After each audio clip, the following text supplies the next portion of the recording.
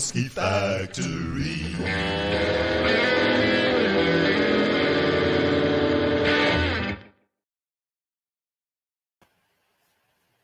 Hi again, everybody.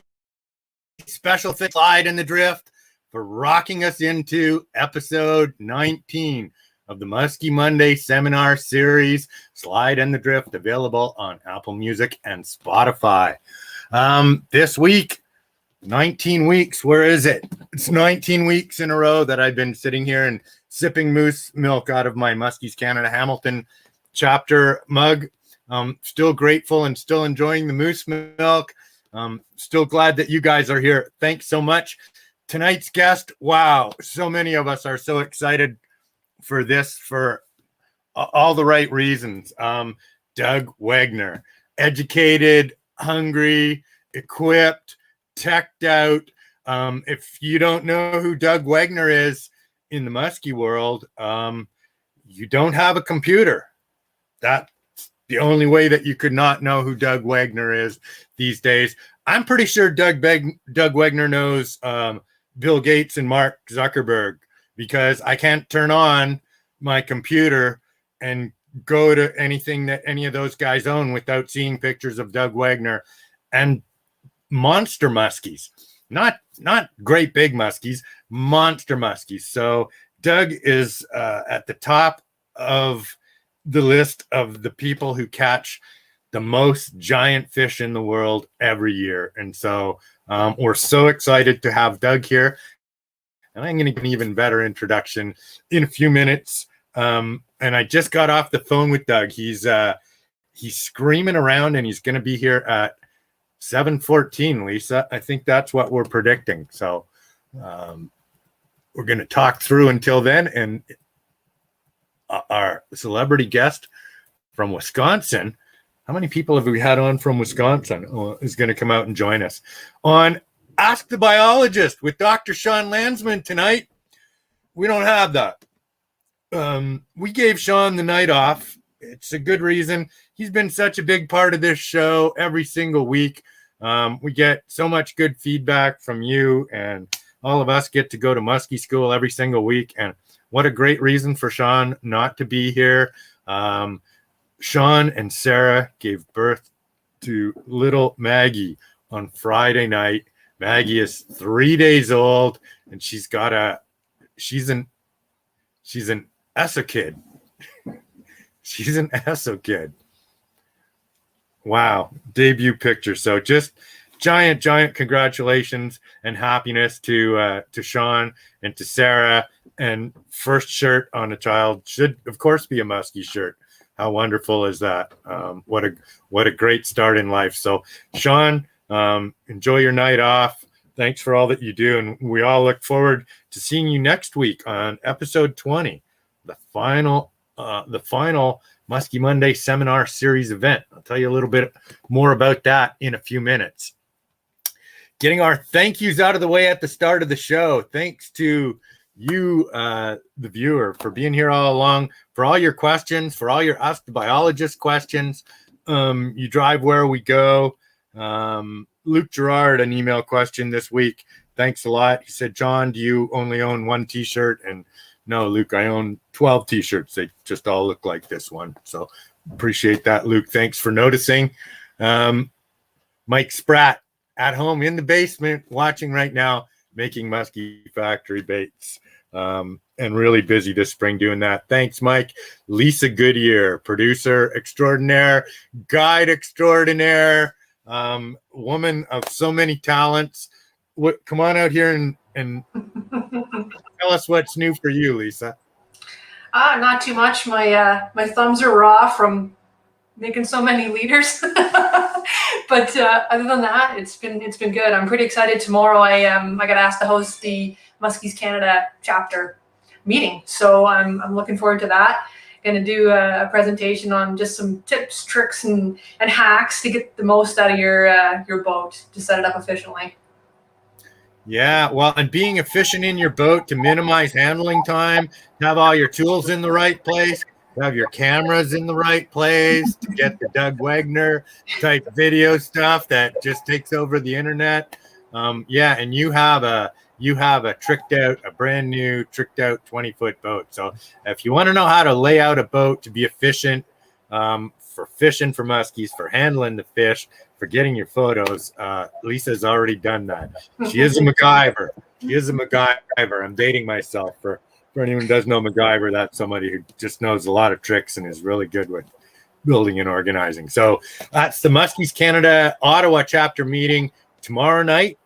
And that's the same night. Tomorrow night, 7 p.m. And that's the same night, actually, as the Upper Valley meeting. Jamie Sebastian and the Upper Valley chapter is also meeting tomorrow evening. They have, as their guest tomorrow night, Dan Thury from Supernatural Big Baits. Awesome musky baits, and really good meeting. So check out one of those. 2 chances to go around here. To go to Muskies Canada meetings at the top end of the Ottawa Valley, at the bottom end of the Ottawa Valley, learning all over. Yeah, I am planning on recording it. So if anybody, can't make it to that meeting and they want to see it, just let me know and I'll send you a link. Okay, terrific. Thanks as always, Lisa. And Mike Kadura, another super guide. Always here in the background answering your questions. Mikey's got a smile on his face because he's got dog's breakfast, right? Oh, I got dog's breakfast, but I got a couple other things. I'm going to take a moment since the way we're doing this. I'm going to show you this. Look at this little comment I'm going to put up on the screen here from Bruce. Congrats, Sean. Expected a pick on the bump board. Well, how long? Yeah, that's a good question right there. How long was that? The bump board, yeah, that's long funny. Maggie? Yeah, that's hilarious. Now, I'll tell you, one of the really cool things that happened to me this week was, we know, and Doug Wegner is big on this. He's big on modifying lures, on having a different lure, like when Staggers came out, he made a big thing about that was a go-to thing. If you watch his videos, you see that. And he's one of the guys that is a guide I watch. I watch his videos. Not only are they good quality videos, but like you said, giant fish, it's done really, really well, and a lot of fish. And so you can pick up a lot of things from watching him. So what happened for me now, and I'm going to kind of bring it into the screen here. I don't normally do this, John, but I'm going to do it just for our audience today, since we're coming to the end of the season here. You see this bait? We talk about Jay Wilson ties our marabou, and that is some awesome marabou. But the thing about this is, you talk about different baits, we don't even make these. So you got painted striped blades. I think it's 6 coats of paint, 2 different blades, and then this has a third blade on it, a smaller blade up on top. You don't see this kind of bait. This is you named it. You called it. It's a dog's breakfast. And so later on in the year, or on that tough day, when I know the fish have they've seen some baits, and I know that big girl is there, the right color, Ottawa River kind of colors, he made this for me. Custom baits. It's a great thing. So I'm taking it off the screen now. You're not going to see it. Next time I show it, it's going to have a big monster musky picture with it. So, all right, we're going to hold you to that, Mike. And modifications, you're right. Fish it being different, so important in musky fishing. Having blades and baits that no one else has, big key. So you're on it. As usual, Mike Kadura. Thanks for being here. Some other quick thank yous along the way. We always say thank you to Shimano, 100 years strong this year. Shimano is supporting us in fish school this summer through the Dovercourt Community Center. Thanks to Lee Branscombe for all his efforts with that. And Anthony Sapiano. If you know kids that want to go to fish school summer camp for a week, check it out at Dovercourt. Andre Lalone, Crestliner Boats and Mercury Motors. My new 150 is on my Crestliner, and I'm going for my first ride on Wednesday. I can't wait. Break-in time. Can't go the same speed for several days. Suick Lures, Chaos, Tackle, and Rick Albers. Love all of those baits. Sail Canada. And this week, a special shout out to Dan Faubert at Manotick Bait and Tackle. Manotick has Musky Factory baits. They are the second retailer, we're so proud to say, that is carrying Musky Factory baits. along with the St. Lawrence Musky Shop. So only bait in town that's got our stuff. We dropped over 100 baits off to Dan this past weekend. Check it out. Easy access and in time for the Rideau River opener in a few days. So thanks, Dan. And oddly, Manitic Bait and Tackle. Mike Spratt and I have been hanging out in Manitic Bait and Tackle for 30 years, maybe more, since it was a brand new thing a long, long time ago when it was beside the gas station and that Roadhouse restaurant out there in Manitic all those years ago. So thanks, Dan. And we're really happy to be teaming up with you. Musky Symposium content, if you missed it, the Doug Wegner stuff, all the presentations by the biologists, just fantastic content. 6-7 hours of presentations there. Mike Parker. You can catch that on the Musky Factory YouTube channel. Please subscribe if you haven't already. May 24th, that's next week. That is episode 20 of the Musky Monday seminar series. And that's our last episode of the season. 20 and done. When we started this, we said 20 because it seemed like a nice even round number. And then we waffled a little bit and went 22 and then 21. But, 20's it. It's really nice outside. And my crew's going to mutiny. They all want to go fishing on Monday night instead of being in here indoors, which I think is just the smart thing to do. So we're going to wrap it up next week. That is our How to Catch Muskies on the opener and the first few weeks of the season. And I'm going to make a prediction right now, bold prediction for 2021. This is going to be one of the strongest first 2 or 3 weeks of a musky season that we have had in Eastern Ontario for a long time.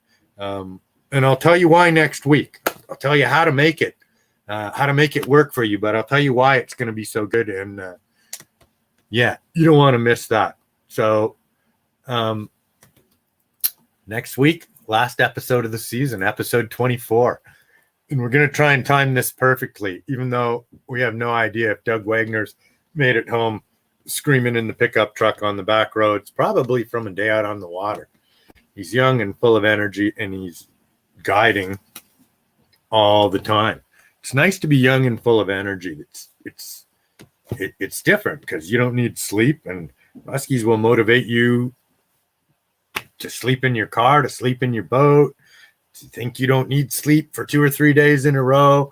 And you can do that. And when you get older and you're a guide, your game is different. You need to manage your energy. It's like it's a long season. They're long months. And so, 2 different perspectives for this evening. Doug Wegner, king of the internet. You know that. You can't turn on a muskie site without seeing a picture of Doug with a giant muskie.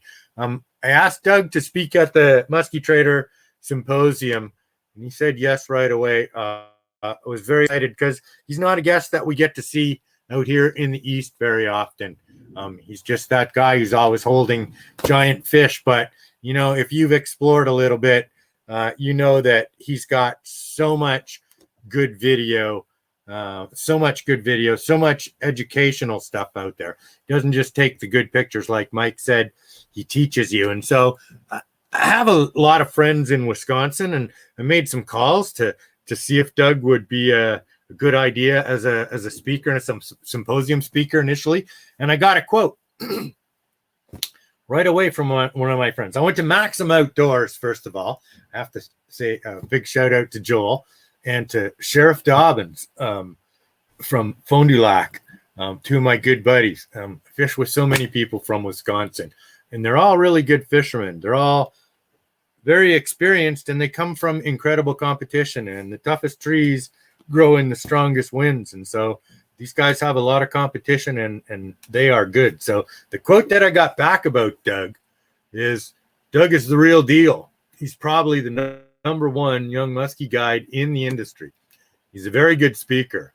He's very knowledgeable about big water, shield lakes, the whole 9 yards. I highly recommend him. And his YouTube shows are unbelievable. He's years ahead of other guys in capturing footage. So tell Johnny he won't be disappointed.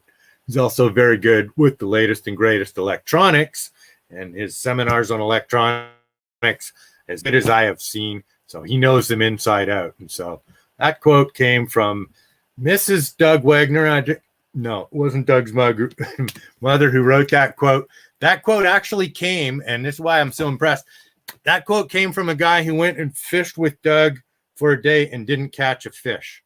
Now, I just told you Doug catches like the most big fish of anybody out there. So not a slight against him in the slightest. As a guide, that's the biggest tribute that you can get, because as a muskie guide, not catching fish is part of what we do. You should enjoy the day. You should enjoy the hunt. You should enjoy the pursuit, the sightings, the opportunity. That's what we go for. And then, if you live like that, then the fish, the fish are a bonus. But, somebody who's paying and goes out and comes away with no fish and this incredible appreciation for the guide and his efforts and what they learned on the day, that says everything that need to know about the guide. So how many Wisconsin guests have we had on this year? Larry Ramsell. We have Doug. Somebody help me out here. I'm freezing up for a moment. I don't know. We have 5 or 6. We had Pete Mena on. That's number 3. We had some chat with one of the biologists, but I'm going to say 5 or 6 people from Wisconsin. And then we had Jim Sarek, who's not Wisconsin. I think he's a fib. You guys can check out what a fib is on your own. So I'm going to ask Doug if all of these Wisconsin guys fish together. And so, did I stall long enough, Lisa? Is Doug here? Wow. We were saying so much nice stuff about you for the 15 minutes before you got here too. So just you'll have to go back and listen to that later. We built you up really well. So normally I wouldn't believe you, but I did hear the last 5 minutes, and it was a little over the top. I don't think I deserve that much credit, but I do appreciate it. That quote that I got, it's true. That's a quote from a guest that fished with you 3 seasons ago now, and they came away with that, with no fish and just ultimate admiration for you as a guide and for their time on the water. And not catching fish is it. We die trying as guides, don't we? Oh yeah, that's part of it. And you can only do so much, and at the end of the day, it's still fishing, and it's musky fishing, let alone that. But I really pride my business on being able to make sure that someone leaves every trip learning something they can use in the future on their own. And if someone can see a fish on side imaging on their own lake and catch that fish, or come back to that fish and have another encounter with it, and I'm a part of that story just due to the fact that I kind of taught them how to use their electronics or whatever like that. That's what makes my job so special. It's not always about getting the fish or getting the picture. It's about, having an impact on that angler's fishing for the rest of their life, not just for one day. Yeah, exactly. And that's the way I think of it too, that, we all want to take the picture of the giant fish, but you should go away having fished with a guide where you've just learned, you got a whole bunch of tools in your tool belt, and you should catch more muskies or more fish for the rest of your life because of that day. If you get a good guide, because a lot of times it's just little pieces of information that trick it, that get you over the hump. You just got, it occurred to me just before the show started, you're married now, is that right? We talked like 4 weeks ago, 3 weeks ago, and you were still a single guy, but congratulations. No, so I appreciate that, but no, I've been married since July. I stole one of your Canadians. I'm trying to, I don't know if I'm trying to become Canadian or she's trying to move to the States, but regardless, I stole one of your Canadians for myself, and nope, it's been amazing. Jessie's absolutely awesome. She's fishing right now today. She's up in Canada by her parents, and having some fun catching some fish. And I'm down here today. I was on the water, like I just found out. I went and explored a whole new section of Lake Michigan today. I put like 110 miles in the boat driving around. We left the house at 4 this morning, and yeah, we burned a lot of gas. I went through 50 gallons of gas today and learned a ton, and only fished for maybe an hour and a half. Just did a ton of driving around and scouting and looking, and it wasn't even for musky stuff. It was for bass fishing.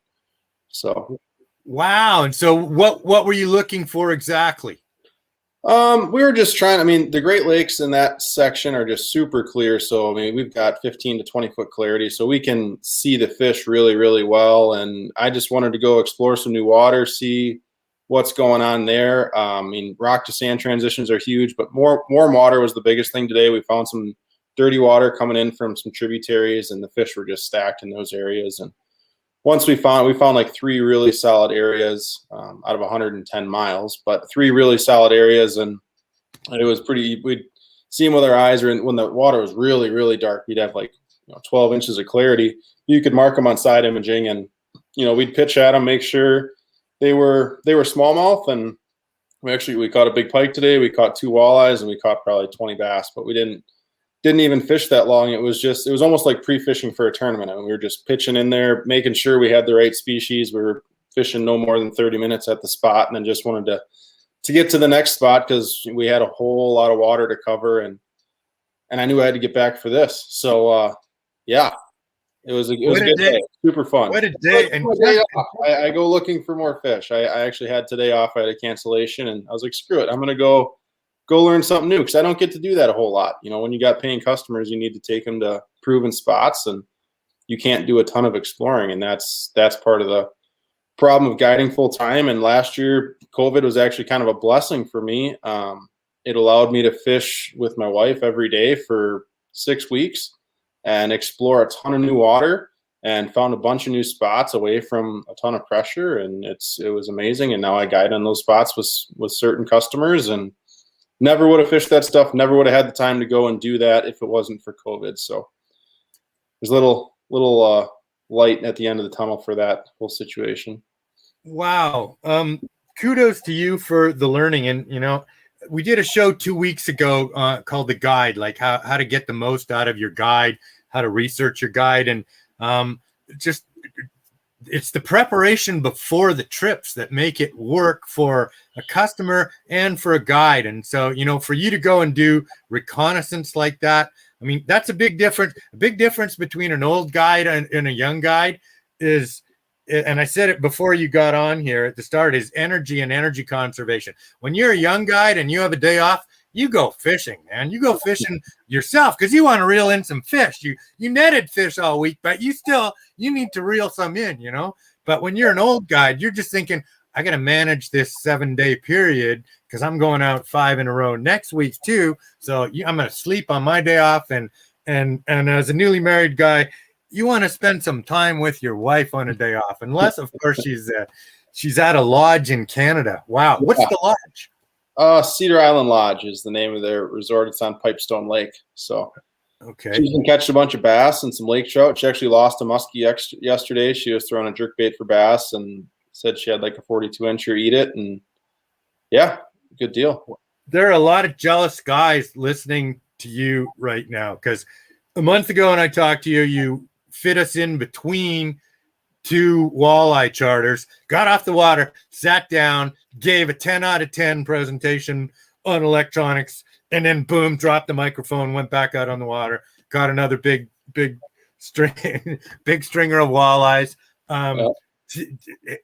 His wife owns the lodge on Pipestone. He's out running around learning smallies today. So you split even time on 3 species, or just about mostly muskies? Yeah, so I'm probably, I'd say 60% muskies, 65. And then probably, I'm not good at math, but probably another 25% on walleyes, and then the remaining stuff on bass. But for us here, like, we can fish our walleyes year round. So I can get in a boat generally in the middle of March. Our river opens up, and I fish walleyes from the middle of March until basically the end of April, halfway through May. And then I fish bass for 2 to 3 weeks. And then our muskie opener is in 2 weeks here, Memorial Day weekend. So May 29th is our opener this year. And then once muskies open, I might have a random bass trip or a walleye trip here and there, but pretty much from July 1st on, they're only muskie trips. I want nothing to do with anything else. It's time for the fun ones. Yeah, the addiction. And so you said May 29th your muskie season opens? Okay. Correct. My bait will be flying through the air at 11:59, and at midnight it will splash. And right at midnight. Good on you. What are you gonna do? Where do you go on the opener? Well, yeah, let's do that one, and then you can draw your fishery. Tell us about the fishery so the people here understand what you're fishing.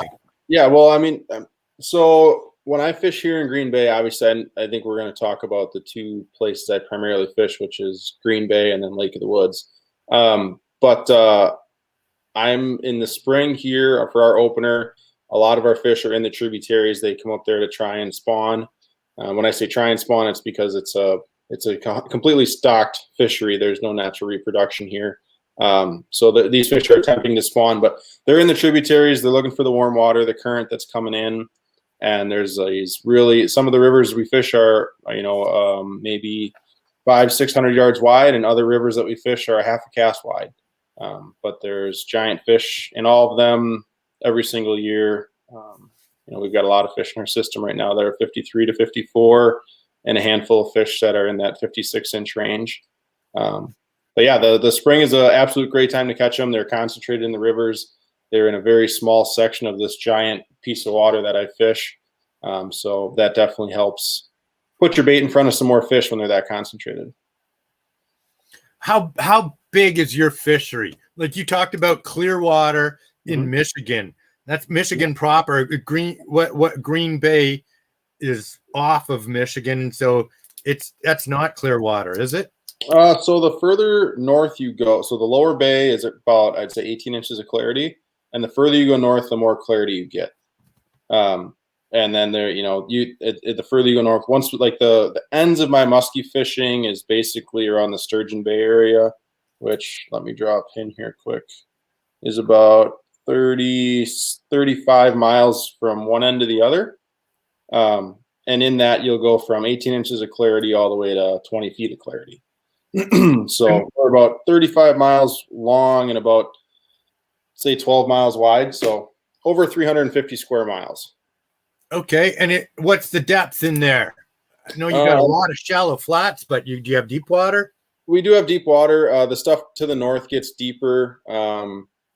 We'll see, I think up by Sturgeon Bay, you'll get stuff that's like 90 feet deep. But not a lot of my fishing, I should say all my fishing is under, I'd say, 15 feet of water. 15 feet or less. And that's the bottom is 15 feet or less. So correct. Yeah. And what kind of structure are you on? What is the bay? So the bay is 90, at least the part that I fish muskies in is 98% sand and weeds. We have very, very little rock structure. There are some hard bottom areas, and it's more gravel than rocks. And the gravel is we've got zebra mussels here, so a lot of them are covered in zebra mussels. The lower bay isn't so bad, but the northern part towards Sturgeon Bay gets pretty full. And when I talk about Sturgeon Bay too, like Sturgeon Bay is technically only halfway up Green Bay. That's just what I consider the fishable population of fish is that 35-mile range section. I know there's fish that are in the next 40 miles north that's still Green Bay proper. But that stuff, it's just such a needle in a haystack kind of situation that, it's really hard to focus on those areas and feel like you actually have a chance. But our lower bay is so good that it's really, really hard to leave. And I do explore, I do leave. My favorite river to fish is probably the hardest one there is to fish in the spring. But it also, I think, has the biggest muskies in the whole entire system. So that's why I fish it. That specific river, super low density. I'm looking for one bite in maybe 5 or 6 days. And you don't have a lot of other people that are going to that body of water if that's the production that's correct. Too, right? Yep. And what I tell people is the further you go north, the less fish there are, but the less fishing pressure there is. So it's kind of a direct correlation. I mean, there's still other people that fish that river for sure because they know what's there and they've caught some of those fish or seen some of those fish. But yeah, I mean, my opening day, if I'm on the Fox River down here, depending which tributary I choose to go, I'm sure even if you haven't fished Green Bay, you may have heard of the Fox River. There will be, I don't know, 100 to 150 musky boats on that river that specific day. And as you go further north in the tributaries, there's less and less boats in those ones, but there's way less numbers of muskies as well. Yeah, American pressure and Canadian pressure live at opposite ends of the room. Oh, like I have a ton of Canadian friends, and I absolutely love my Canadian friends to death. But when my freaking Canadian guys tell me they're sick of seeing boats, it's like, dude, you don't even have the slightest clue of what fishing pressure is. You think your day is wrecked because you saw 4 or 5 musky boats today when you're fishing. It's like, dude, I can hit 5 musky boats in an hour with a bait on the Fox River opening weekend, no problem. Yeah. 6 boats out that I see around in the section. Just I got to go somewhere else. Right, and it's we hilarious. You don't know how good you have it. So you're describing Lake St. Clair, very similar fishery to Lake St. Clair. That's the closest thing. So I've only fished Clair once, but that's the closest thing I have to compare it to. It's a lot of abyss, open water stuff. We have a little bit more structure than St. Clair. I mean, those guys do have their river channels, their shipping channels. But that's the best way I can describe it. A ton of our fish just sit out in the sand, use the sand. A lot of our fish also use weeds, as well as the Clair fish. And the tributaries thing with Clair is huge. Obviously, in the fall, a lot of those fish head back towards the tributaries, and our fishery is the same way. So that's the best way to compare it. We don't nearly have the numbers that St. Clair does. I mean, St. Clair is an absolute musky factory, if you want to use that quote. But there's a ton of fish in St. Clair. And there's always I feel like the St. Clair guys and the Green Bay guys always kind of butt heads over who's got the better fishery. And St. Clair, I will give it to them all day long. They have got the numbers. I will never touch what those guys can do. The only thing I can touch with those guys is numbers of 50 inches in the boat, or our overall size and weight of our fish. Our fish generally carry a lot heavier weight throughout the season. The St. Clair fish do get really big in the fall. They get those really big bellies eating those monster gizzard shad. But our fish carry our weight throughout the season from head to tail really, really well. Interesting. I sent you my shorthand version of kind of questions and stuff to run through for an outline today. And I was, just pondering what's the greatest big fishery on the planet. And Clair, Clair has the most fish over 50 inches. No question. It's just insane. There's so many people and so many fish over 50, but they don't have a 50-pound fish out of Clair after all these years and all those people. So in terms, Georgian Bay, total maximum size, but wow, fish are musky is hard to get there. Places on the St. Lawrence, a combination of both. I don't know if there's a better, more productive giant fish fishery than Green Bay right now. Do you think there's a world record in Green Bay? Depends what you think the world record is. Well, apparently the people from Wisconsin are the ones who tell us what the world record is. Not this guy. So what I believe, or I guess, who was it? Larry. Well, Larry debunked supposedly a bunch of the ones, and he had came to the conclusion that the fish from 02 out of Georgian Bay, like a 61 pounder or something, was what he believed was the actual legit world record, I believe. Yeah, that's the Martin Williamson fish. Correct. Out of Georgian Bay, and he debunked every fish out of the Hayward area and out of Wisconsin. Yeah, and he's from Hayward. I mean, he's a Wisconsin guy that debunked all these fish, and I'm completely behind him. I don't think those fish were capable of coming to that size in those fisheries. Do I think there's a world record? A 60 pounder, man. That's a really, really big muskie. I mean, the one I've got behind me here is in the we didn't. I mean, I know the guys out east love to weigh their fish. This fish behind me didn't get weighed. It calculated out at 49 pounds, 49.8 pounds. It's 55 3/4 by 26 3/4. And I do know of a 58 1/4 incher that was caught out of Green Bay, but you need like a 58 by 30, if I'm correct, to get in that. And our fish are really solid. Like I say, our fish carry an incredible girth the entire year, but to catch an actual Green Bay fish that measures 28 inches, I know there's been a handful of people that say they've caught 28-inch fish out of Green Bay. There's only 2 of them that I actually believe, and they were both 50. There was a 50, there's a 55-incher, and I think a 55.5-incher. So I don't know if we have a 62-pounder, but I definitely know we do have fish in the mid to low 50 pounds. Yeah, it's that girth thing that gives the weight to the fish, the 28, 29, 30, or bigger than 30. And you've got your fishery is built on Georgian Bay genetics, which are as big a genetics as there is. From Queen's University, John Castleman, up until about 15 years ago, said that the biggest, fastest growing strain of muskies in the world was the Georgian Bay strain. So that strain that your fishery is built on is it. Now, the Martin Williamson fish, I think it's like 55.5 inches in total length, and it's got a crazy girth. But how you get from 28 to 29 to 30. And I mean, girth is just the largest point in the fish. It's not how the fish carries the weight throughout. That's when you need an actual cradle and a scale to weigh the fish.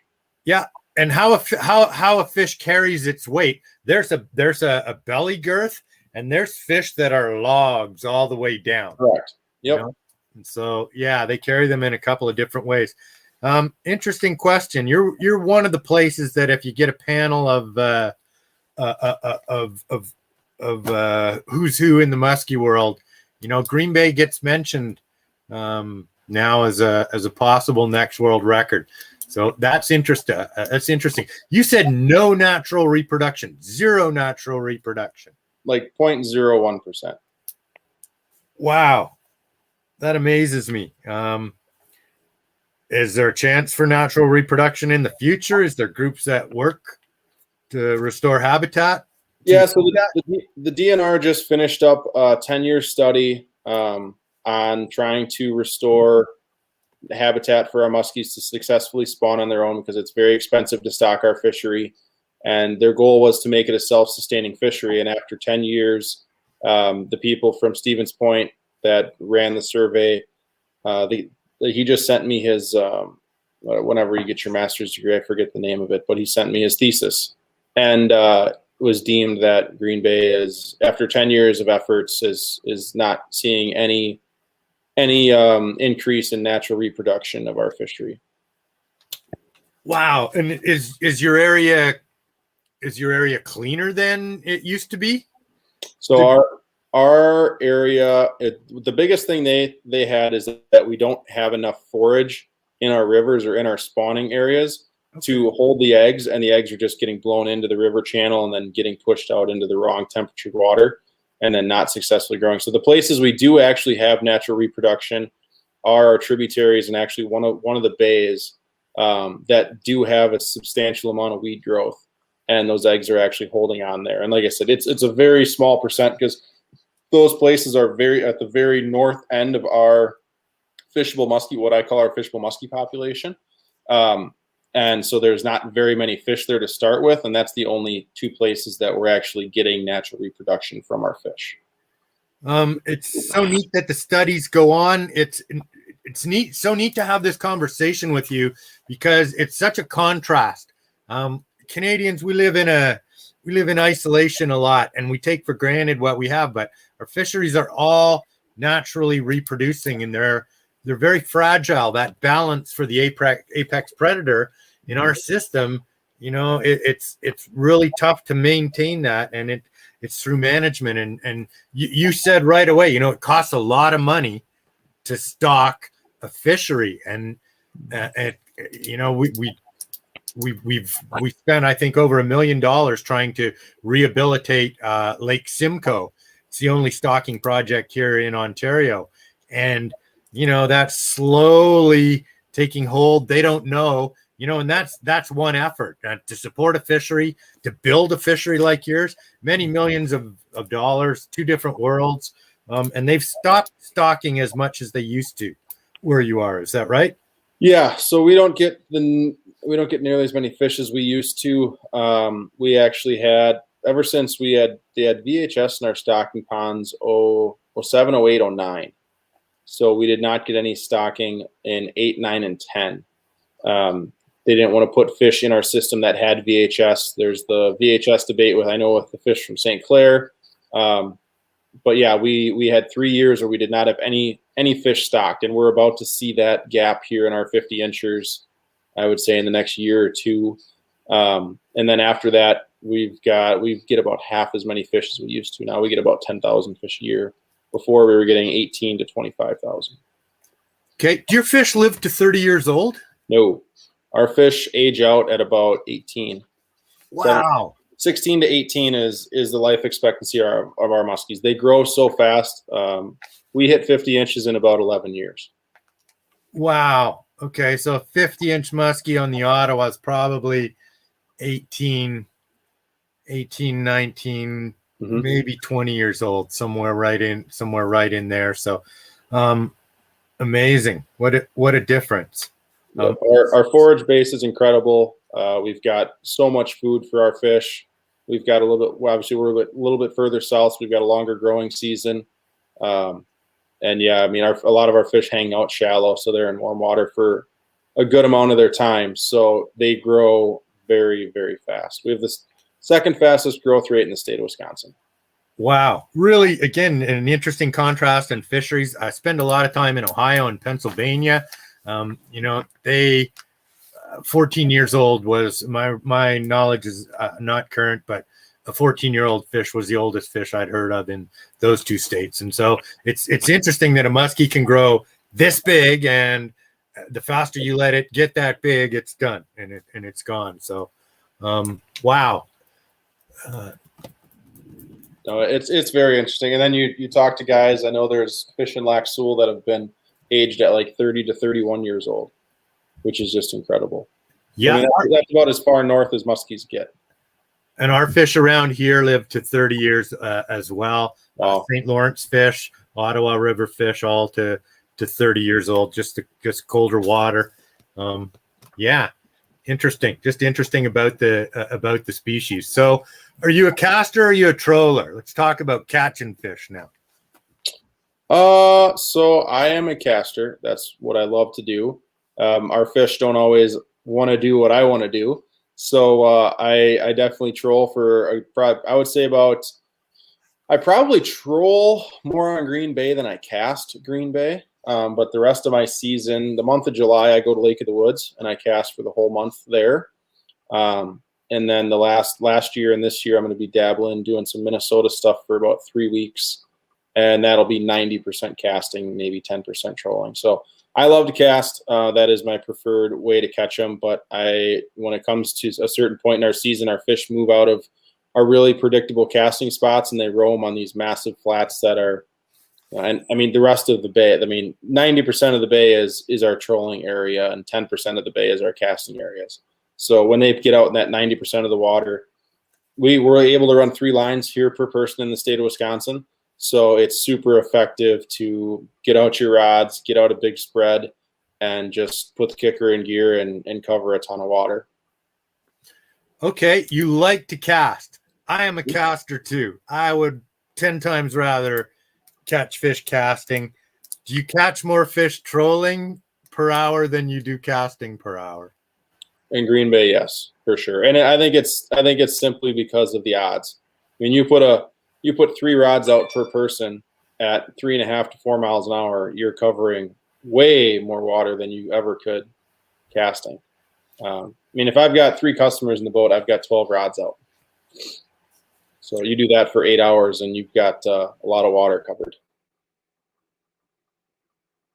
Something that the Wisconsin people do that's kind of unique to Wisconsin with multiple rods. Is that still a big thing where you'll put a sucker or two out off a bobber around the boat, and then 2 or 3 people will cast? So that's a thing in northern Wisconsin. Our fish, I know a lot of people that have tried. Our fish here don't seem to prefer eating suckers at all. So when I'm casting, it's just 1 rod per guy, Canadian style, and we're just chucking baits. I don't drag any live bait behind the boat.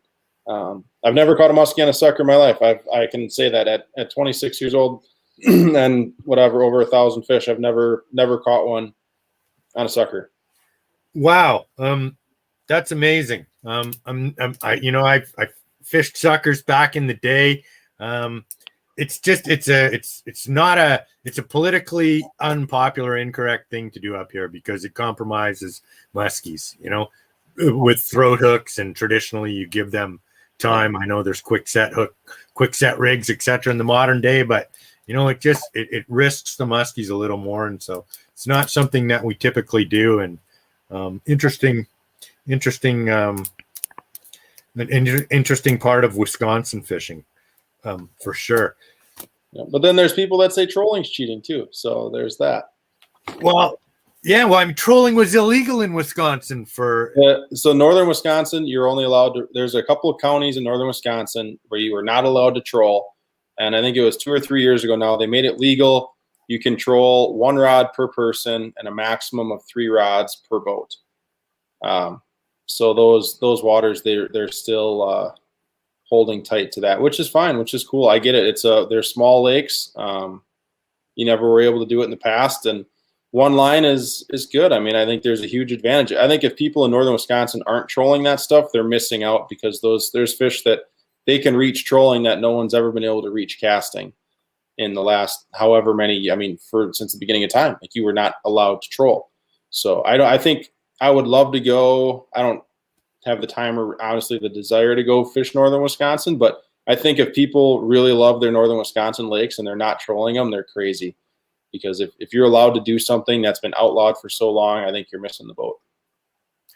Yeah, interesting. I mean, don't tell the fish how you want to catch them. They haven't seen trolled lures. It sounds like it's going to be a really hot bite, until the fish learn. Right. Well, so you're going to take a headlock out on a lake to a lake that where a muskie's never seen a headlock in its life. Are you kidding me? Yeah. It sounds like a lot of fun. Being a pioneer in no matter what species you fish for is a way to catch the most and the biggest fish. Right. The first one to figure something out, to show them something they haven't seen. So, absolutely.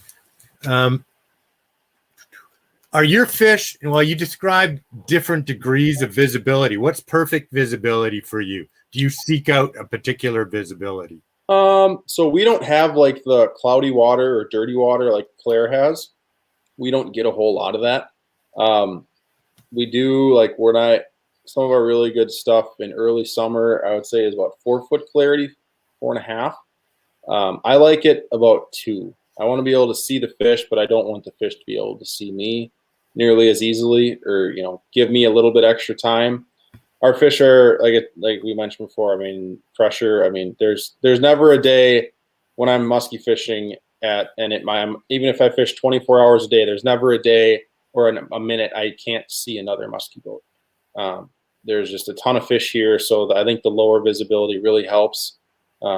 Just get a couple extra bites, or give you even just one opportunity, versus the clear water stuff, just because our fish do see so much fishing pressure.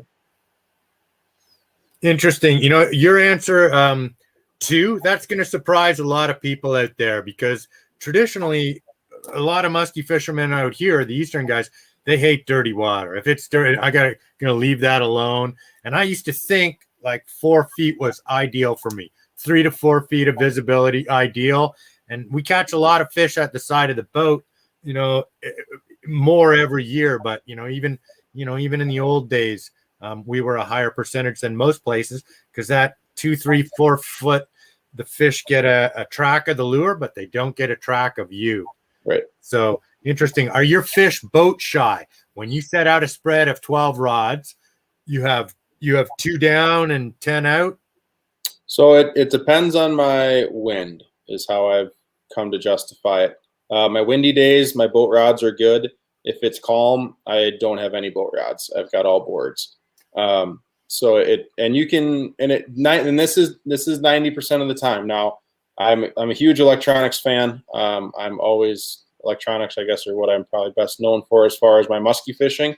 But I simply watch my graph and the fish tell me where they want the bait. Sometimes the fish show up really close to the boat. That kicker engine's drawing them in. And then there's other days where I'm hardly marking them except on the very edges of my screen. And that just tells me I got to get my stuff way as far away from the boat as I possibly can. But generally the windy days is when I will put in a down rod. I mean, there's times where if I have 2 customers, which I generally have, so a lot of times when I'm trolling, I have 9 lines to access, right? I can run 9 lines. There's days where I won't put a down rod in. I'll put 9 boards out and put everything out on boards, everything away from the boat. And there's times where I'll put 1 down rod in. I normally don't fish more than 1 down rod. A lot of our fish seem to come away from the boat. But I will say if the down rod goes off, it's generally a good one. How close are you fishing to the boat with the down rod? This last year, my closest bite was 4 feet back. And then a lot of my bites, though, are more like 18 to 22. Interesting. What depth? I was going to ask, you said you have a soft bottom, so pounding baits into the bottom isn't something that you do. At times, definitely at times. We've got some very shallow sand points and stuff we fish that we're up in 4 feet of water, and sometimes you need to grind those baits into the sand to get bit. A lot of our fish like to feed up, so there's a lot of times too where I'll only have a bait 10 feet back behind a board, and those fish are very high in the column. And that again is just watching your graph, seeing where those fish are. All of a sudden, your fish will just rise up in the column. You're marking them on side imaging, and instead of their shadow and their mark showing up very close to each other, now they're very far apart. And I know that a lot of my spread is underneath the fish. I've got to get my stuff in, my line distances changed, get them back out, and get those baits riding higher in the column to be fishing above my fish. But a lot of my trolling is I have a couple spots later in the fall that are like 4 feet is my minimum depth. But a lot of my stuff I would say is 8 to 12. Interesting. Now you said electronics dictates where you position your baits in the column, but what kind of environmental conditions drive your fish up high in the water column? What kind of day is it that you think you're going to catch at the top of the column? Flat and sunny. When it's flat and sunny, the fish seem to ride higher in the column. When it's rough, they seem to hang a little bit lower. Interesting. And so what you're talking fishing 2-3 feet down? Yep. Right up in the very top. Yep. And generally those are the baits that need to be on the very outside. You need to get them away from the boat. Those slick, calm days, the fish generally are boat shy. So generally my outside rod might be 8 to 12 feet back. You ever see fish porpoising or swimming up on the surface around your boat? Very rarely. So I see it when I fish Minnesota, and I see it when I fish Lake of the Woods. But I've seen very, very few fish actually surface out on Green Bay. Very, very few.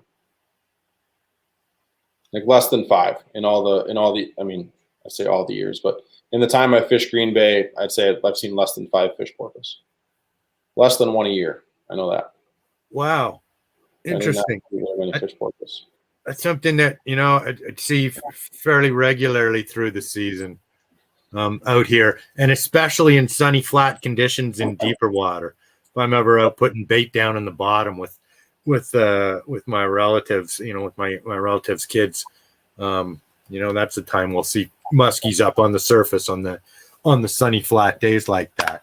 Mm-hmm. Interesting.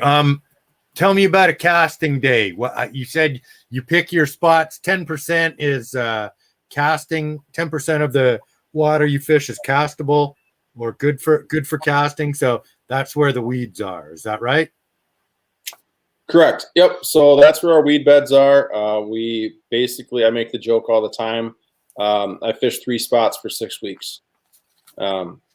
And it's Pensaki, it's Ganos, and it's Littletail. Those are our casting spots. There are no secrets of everyone. If anyone's fished Green Bay, they know those three names.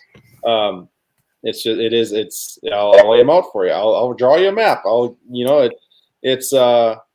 They're just our massive weed flats. Pensaki is about 4 miles long by a half-mile wide.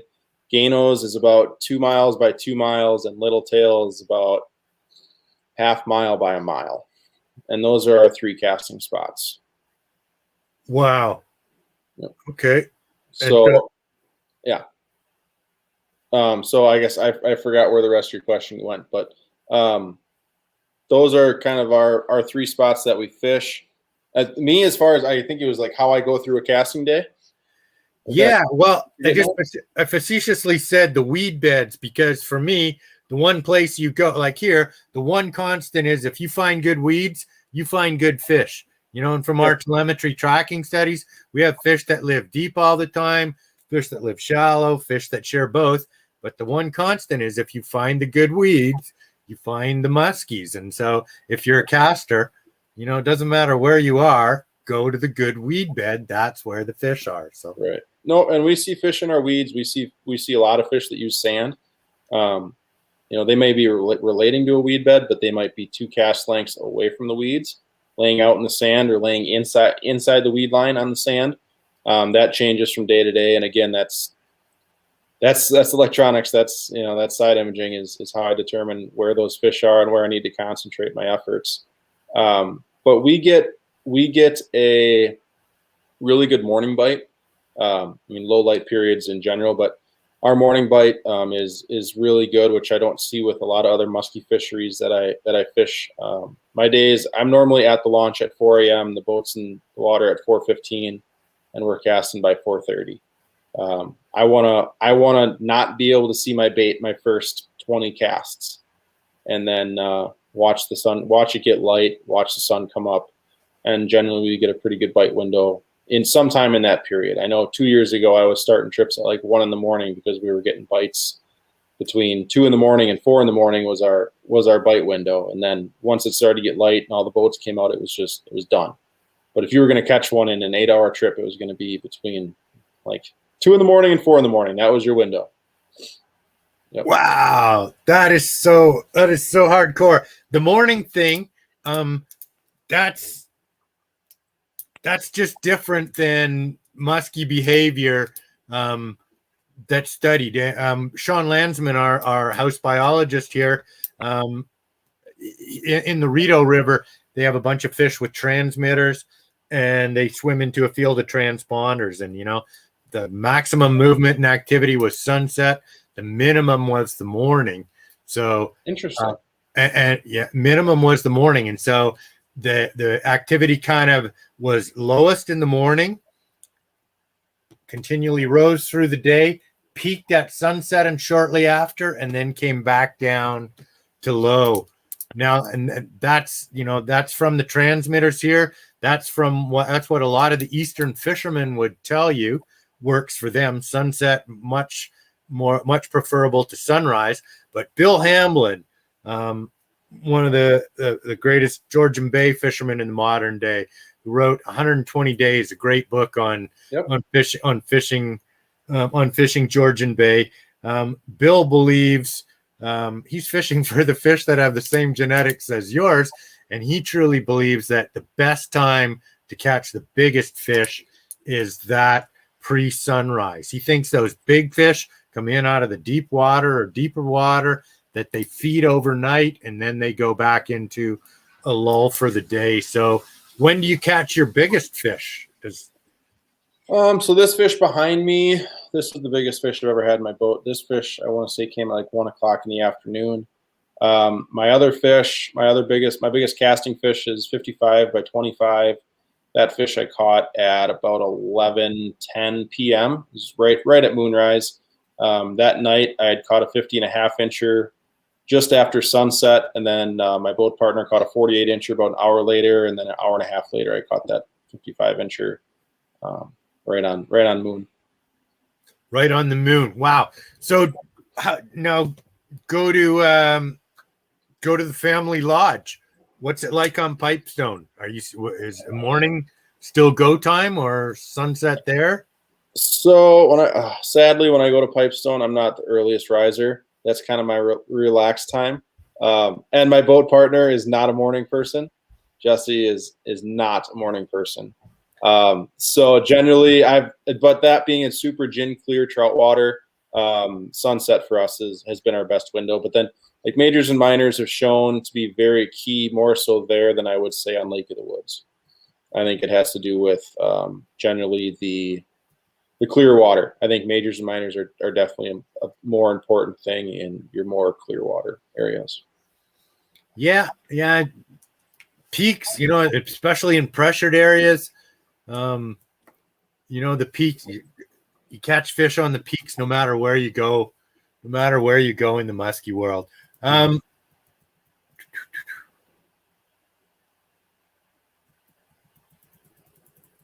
You said that your number one. Now I've bragged on your seminar, your electronic seminar from the symposium. Like I said, that's one of the best electronic seminars that I've seen, and it's something that you're known for.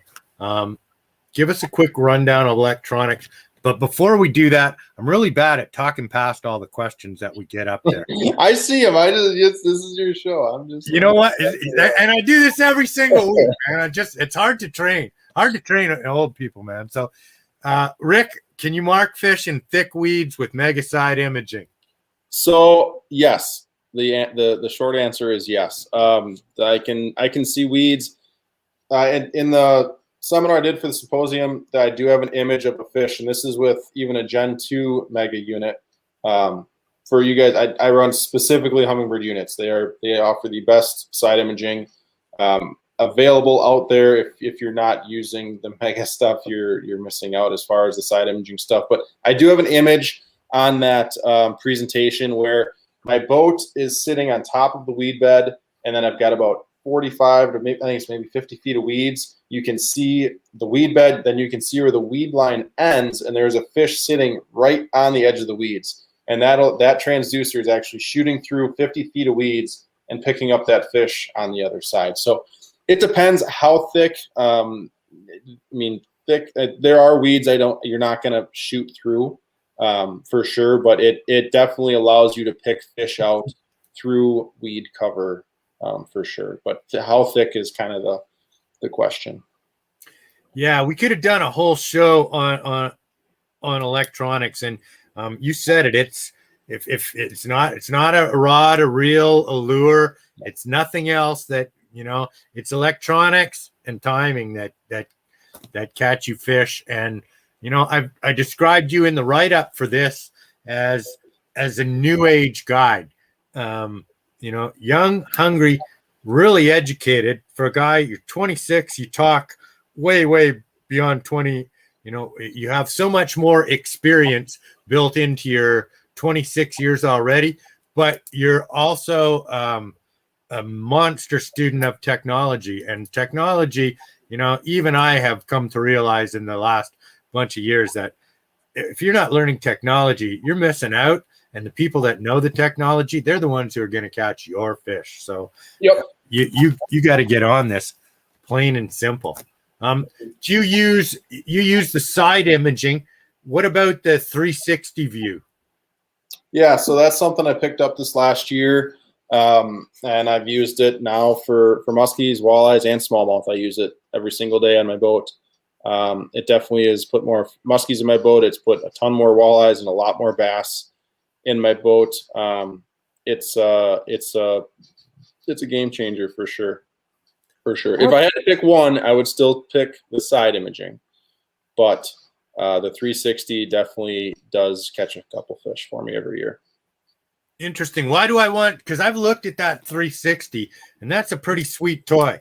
But I'm a Canadian guide. I can't afford all the technology that you rich American guides can afford. So yeah, I'm gonna put the 360 up front and a side and the back, and 3 big screens. How much do the electronics in your boat cost? A lot. So in this boat, I went a little overkill for this season. I have 2 Solix 12s, a Solix 10, and 2 Solix 15s. So there's 60 some inches of graph in my boat, and they're all behind the windshield, mind you. They're all behind the windshield. There's no graph up front. I've got 3 on the console, and then I have my 2 15s in the back. Wow. Everybody that's casting in your boat has a screen at their feet? No. So they're all behind the windshield. They're all right there. They're all right there. Yep. So I've got 3 at my steering wheel. I've got 2 here, and I've got 1 flush mounted down below. So a 12, 12, and a 10. And then in the back, I've got 2 15s at my feet. So you just sit in your seat and watch 5 screens. And if your guests are casting, are you just watching the screens and telling them when there's fish? No. So I'll fish out of the back of the boat if I have 2 customers. I'll my 2 guys fish up front, and then I fish out of the back. So the 2 graphs in the back, the 2 15s, you can really only see if you're fishing out of the back. Okay. So and if I have 3 customers, then I just sit in my chair and watch my graphs and those guys fish. But if the back's open, that's where I'm at. 5 screens, man. Wow. See, that seems normal to you, but I come from a world where my boats, they didn't even have any screens, and you never envisioned having any screens. And in another life, I worked for IBM. Okay. But I don't, that's a long time ago. And I do this full time because that wasn't it. So 5 screens isn't it, but it totally is. And like I said, you don't need 5 screens. You need 1. Okay. Yeah. I fish 200 and some days a year, so it's easier for me to justify 5 screens. Yeah. But like I said, if I had to pick 1 unit to buy, it would be a Helix 12 with the mega side. You want the big screen so you can pick out your images. You want to be able to see that detail in your screen. You'll never buy a unit and say that your screen's too big. That doesn't happen. Okay. So don't have buyer's remorse. Yeah, but like I said, and I've said this, and you mentioned it, don't buy the rod and reel. Don't buy the extra 10 baits. Don't buy this other stuff. If you need one thing to increase the number of fish going in your boat, size, numbers, anything, nothing will do that more so for you than a Humminbird side imaging unit, hands down. Yeah, I couldn't agree more with you on that. How far do you set the range on your side imaging? Now, again, I mean, if you have a bigger screen, you can set it farther because you're going to get a bigger visual, of a muskie. So what you said about the bigger screen, that's money really well spent. It's a lot of money really well spent, but it is really money really well spent to get the 15 inches. How far out do you look off the side of your boat? Well, the units are an investment, is what I tell people. They're an investment. But so it all depends. It's all relative to how deep you are. The deeper you are, the further out you can change your range on your units. So when I fish Green Bay, a lot of times my range when I'm fishing, a lot of my fishing is 8 to 10 feet of water. So my range generally is set at about 100 feet. Now, if I go to places like Pipestone, I generally set it about 140. A lot of my casting there, the boat's in maybe 30 feet of water. Basically, you want to see as much as you can, and then you want to get a little bit of black where you kind of start to lose your image on the side of your screen, and play with your settings, play with your contrast, your sensitivity to kind of get that dialed in. But you want to maximize your distance of your screen as much as possible. So it's different from lake to lake. The shallower you are, the tighter in you have to have it. Like when I fish bass in 4 feet of water, a lot of times my settings are at like 75 feet. Because the shallow water, you can't see as far. When you're deeper, you can see further. Yeah. When you get older, your eyes aren't as good. And so I set my range for 50 to 60 feet because I can see the imaging better. But I think I'm just going to buy some better glasses this year. Yeah, or a bigger screen. Or bigger screen too. There you go. It's time to move up. When you're casting, what do you like to throw? Let's answer another question or two. Mike is going to ask one on modification. I saw one up from Jake. Now we're already back to John questions. I saw one with Jake Cressman a few minutes ago, Lisa. I blew Jay off. He's such a good guy. If you can throw Jay's question back up. Have you noticed any changes in the size of the weed beds? I think it's that one. Okay. Yeah. Question. Have you noticed any changes in the size of the weed beds over the last few years? The answer is yes. This being said, the reason why, higher water levels and more zebra mussels is the long and short answer. This year we're down. Our water is, last year we had a record high as far as our where our water was at. We were at record high level, and now this year we're down about 18 inches from last year. So I think we're going to get some really good weed growth back this year, which is very important. We're losing more and more weeds every year to zebra mussels, so I'm very excited about the lower water.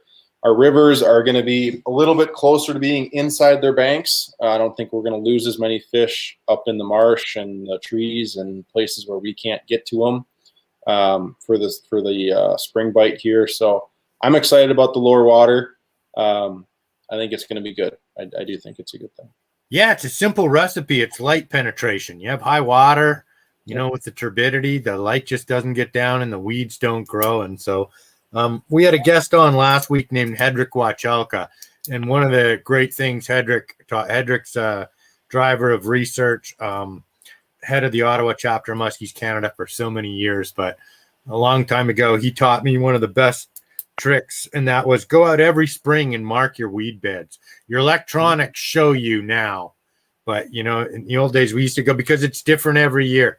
You know, your weed beds change from year to year, and you really want to be on pinpoint. So yeah, notice those changes and learn every year. Absolutely. Mike Kadura's lure modification question. You are a king of modifying lures. You don't throw much that's right out of the package. Is that right? Yeah, there's a few things I throw right out of the package, but I do enjoy tinkering. I know tonight I got some baits to build downstairs, some blades to buy. I really like the skirts from this one company. That it's a hair tie, but I don't like the components on it. It's not heavy enough for me, and I'm going to switch out some of the blades. So I buy it to cut it apart and rebuild it myself, and then when I catch fish on it, it makes it that much more enjoyable. Yeah, Gord Pizer, somebody who I just revere in the musky world. Gord says there's nothing that he throws that isn't modified. He's got his new lure here and a Dremel tool here, and he's cutting and adding something and hacking, and so like it. You know, being different is an absolute key. So, do you want to share any kind of mods that you like? Yeah, so one thing that I play with a lot is wire diameter on my bucktails. That's a huge modification that I play with, and it's a sound and vibration thing. I definitely have at least 4 different wire diameters in my boat at all times, 4 if not 5 at all times. So that is a very important thing that I watch and play with a lot. And then the other thing I think, and actually this isn't even my modification anymore, I throw a lot of beaver baits, and they now have a hook. Brian sells a hook separately that has a big willow blade attachment on the back of it, and it's replacing the tail on a beaver with this big 7/0 treble hook and then this really nice willow blade, and he offers them in a bunch of different colors, and they're incredibly well built.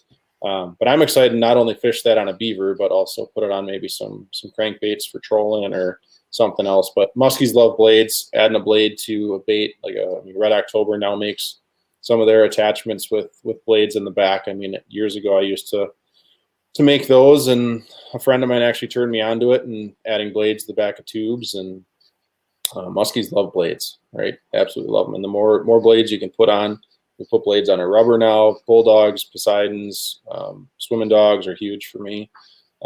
Yeah, a lot of those little things like that can be really, really important. Yeah, it's funny that you went straight to the blade on the back as a modification. Gord Pizer talks about, we had a contest put on by a beer company, Molson Big Fish Contest, back in the 80s, where Gord got famous because he won big fish, big pike, big muskie, like year after year for a whole lot of years. And his trick was he had a bait that was modified, but it was a little Colorado on the back. And to this day, that's still the best modification that he has on baits. Anywhere pretty any species. So, Right. if there's one trick that you want to use, that's a pretty good one. What do you do with rubber baits? Everybody, rubber baits never came with any instructions. They just give you a rubber bait and say, here. So everybody learned to throw them different. What do you do with rubber baits? As far as retrieve style? Yeah.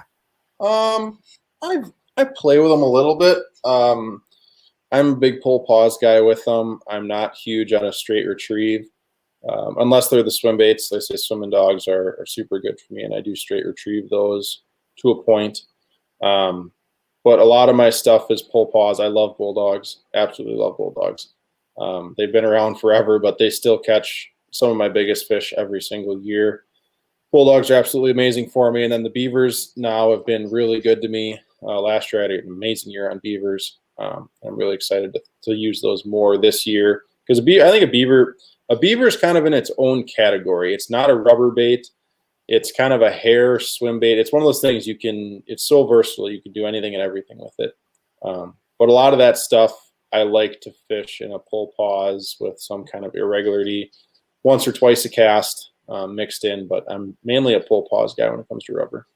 Your swim baits as well, pull pause? So the swim baits, I'm a straight retrieve. And then mix in a tap or a twitch or a pop or a fall somewhere in the middle once or twice a cast is kind of my go-to. Or if you're fishing with blades, it's just a straight retrieve. Okay, what size rubber are you throwing? So mag dogs are what work best for me on the bay. Just a straight up mag dog. When I do my Canadian stuff, it's pounders. A friend of mine that I fish with, I've netted a handful of fish on 2-pounders for him, which was absolutely awesome. I mean, a bait that's 27 inches or 28 inches long when it's stretched out is super cool to see sideways in a fish's face. But yeah, mag dogs and pounders are really good to me. And then the small swim baits, the 7.5-inch swimming dogs, and then the 11-inchers as well. But now they got the big 16-incher, which I got this last fall, and I didn't stick anything on it yet, but I didn't throw it as much as I should have. But I'm excited for that one as well, especially if I can get back to Canada this fall. Okay, I like to hear the mag dog stuff. When I hear pounders and 2-pounders, I spent an hour doing physio on my shoulder earlier today. Pounder is just a stupid idea. Just Spencer Berman, when I fished with him when he was 23, and all he throws is pounders back then. So what do you do when you have kids? We throw pounders. What do you do? Got a 75-year-old guy, he throws pounders. That's just the game, but that is tough stuff. So I don't know where Spencer's at as far as his health, but I don't know how that guy's gonna be able to cast after he's 40. Spencer works out. He's a fitness machine in the off season. He spends a lot of time in the gym, and he pointed out that on the professional muskie tournament trail, the guy who won is and I don't know who it is because I don't follow that, but he's some big guy who's ripped up, and he works his rubber baits more violently and more aggressively than anyone else on the tour, and that was more successful. So interesting. I'm a pull pause guy like you. That's what does it for me. And I even do the straight retrieve. We call it the Jersey retrieve. On a blue sky day when the fish are laying down and not doing anything, just swimming that bait close to the bottom and let the tail do the work. So, different strategies in different places. I've heard you speak a few times now. I haven't heard you say jerk baits. Do you use any jerk baits? Not on Green Bay. I do use them a little bit in Lake of the Woods. But my jerk baits are more of a crankbait, I guess is how I more so use jerk baits. I do fish a handful of suics and bar fighters. But outside of that, I'm not a big jerk bait guy. Our fish on the bay, man, they eat rubber or they eat blades. Those are my two baits on the bay. There's not too many fish I catch on Green Bay that aren't on one of those two. I get a few topwater fish in the spring, but that's it. It's blades or rubber. Okay, well, and you said you use like grandmas and jakes. You'll use that as kind of a jerk bait or a twitch bait. Correct. Yeah. Yep. Correct. Yeah. Again, see, that's something that's a Western strategy. You know, we've talked that with Sarek and Mena, you know, and a few other people from your neck of the woods. It's not something that we ever really got out here. I know a few people who just twitch, but they're letting it really float back up. You know, lip baits like that, but using the jakes and grandmas as a well, like a triple D too, a naturally buoyant suspending crankbait is a deadly rip pause bait. Deadly. Interesting. Is triple D something that's big in your collection? That's something you throw regularly?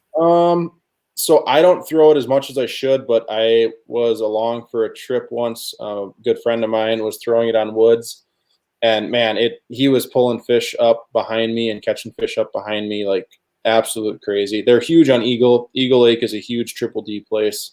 You go to Eagle Lake, you have to have a triple D and a jointed 8-inch depth raider. They're must-have baits. If you didn't bring those, you might as well not have brought a bucktail. Those guys like Herbie and those guys absolutely swear by them. That's interesting. Pete Mena Pete Mena taught me to fish double D's and triple D's, and I was on him. This is like 15, 16 years ago, and I was on him a bit before that, but it was standing beside him, and I'd never seen somebody work a crankbait more violently than he did with the nice pause and rest twice. Yep. But he was just as erratic. And it's Pete Mena, so he talks to his baits. He named everything that he throws has a name, so that he could ask them once, why'd you go? He's got names for all his baits. So what'd you name all your baits for? So when I'm fishing alone, I can have somebody to talk to, and he's talking all the way back. But just that really erratic retrieve with those baits, you know, tricking that fish. I had the pleasure to fish with Pete 2 years ago. I just got invited along. Pete went up to fish with my wife Jessie on Pipestone, and I kind of weaseled my way into the boat. I was like, "Well, I want to fish with Pete. Well, I'm not passing up on that opportunity." So I left the woods to come fish with Pete, and yeah, I mean, Pete with a jerkbait is incredible. That guy snaps them, rips them up, down, left, right. I mean, it looks juicy. Like when that bait comes in, it's like, man, yeah. If a fish doesn't come in on him in the back of the boat, there's just not a fish here, because one will move if they see Pete doing his thing. Yeah, he's good. You know, he's good for a reason, and long learned. Do you Wisconsin guys all know each other? I was saying at the start of the show, and I couldn't think of the names, but like I'm thinking we've had 6 different guests from Wisconsin. We had Pete, we had Larry Ramsell. We had Sarek, but he's a fib. I didn't tell our audience what a fib is, but they can go look that up on their own. But you know, Urban Dictionary. Yeah. No. I mean, I know Pete. I don't know Larry. I've met him once. I guided once at the Vermilion Dam Outing Lodge on Lake Vermilion a long time ago. I shouldn't say long. For me, a long time ago. I think it was 6 years ago. And Larry was there. And I introduced myself, but I'm sure maybe Larry knows who I am after a few years, but I've never had like a one-on-one conversation with them. I've got a lot of ties in Minnesota. My biggest musky influence, or my biggest person that pushed me to guide, was Luke Ronnestrand. Luke was a huge, and is still my guiding mentor, my mentor in general in fishing. Joe Bucher was a huge part of my life. Joe basically got my start for me in the musky industry. So I have a lot to thank Joe for. Man, I mean, there's a long list of people. I mean, as of recently, I've got in close touch with Steve Herbeck. Everyone knows Herbie from Eagle. I've got to talk to Laz quite a bit. I talk to Laz a lot. I mean, for as busy as that guy is, I talk to Laz almost on a weekly basis. Really been really cool to talk with him. But yeah, I mean, the whole community has just kind of welcomed me with open arms, and I must be doing something right, because I've got the coolest guys in the whole system that I get to keep in contact with periodically. And yourself, I mean, when you reached out to me to do this and to do the other piece, that was just like, John freaking Anderson. Are you kidding me? Like, it was absolutely amazing, and I'm so happy to be here. I genuinely, truly appreciate it.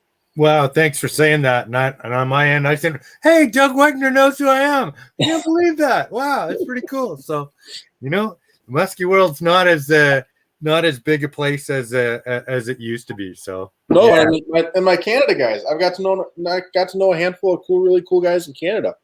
Ben Beatty's a freaking awesome dude. Scott Yeager from Eagle Lake.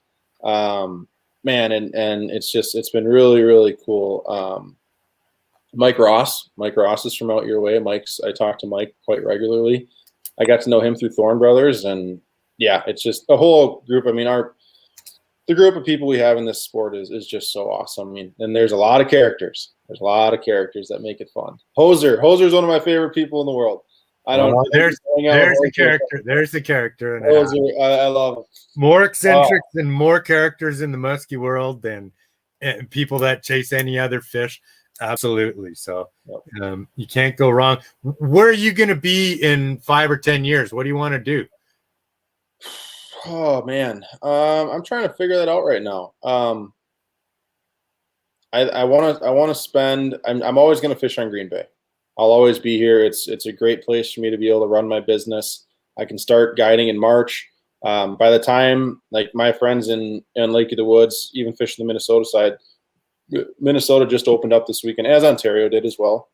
But I've already got 2.5, 3 months of guiding of work. So it's very good for me to be able to run a business here and work so much strictly guiding. It allows me to just guide as a full-time job, and I work 7 days a week for 10 months a year, but then I get 2 months to just relax and not have to work and hang out with my wife for once, and end up doing freaking sports shows that I don't always want to do. Especially, I mean, the musky shows I'm all for, but when I got to do these ice shows and open water shows, awful. So I was a big fan of the COVID thing this year. No shows. That was cool. But I did miss seeing everybody because it is cool. That's where I get to see Ross and those guys. And then I see, some of the guys in Ohio and all the shows.